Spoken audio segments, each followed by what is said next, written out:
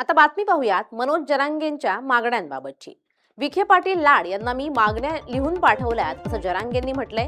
मागण्यांची अंमलबजावणी झाल्याशिवाय आंदोलन थांबणार नाही, हे शेवटचं आंदोलन होणार आणि मी थांबणार नाही असं जरांगेंनी म्हटलंय।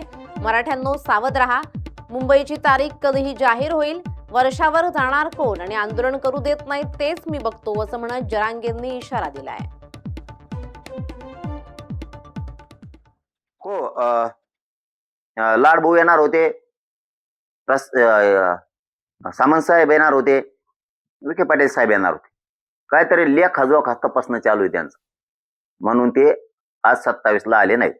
मी त्यांना स्पष्टपणाने सांगितलंय, विखे पाटलाला लाडभाऊला मी लिहून पाठवले मागण्या। हे झाल्याशिवाय, याची अंमलबजावणी झाल्याशिवाय महाराष्ट्रातल्या मराठ्यांना सुद्धा लक्षात घ्या, मी हे आंदोलन थांबवणार नाहीये। वेळेप्रसंगी मेलो तरी चालन, कारण ही मी लढणारा मराठा आहे। मी समाजाच्या लेकरासाठी लढतोय। मी पुरा आयुष्य माझ्या समाजाच्या पायावर ठेवलंय, त्यांच्यासाठी मी झुंजतोय।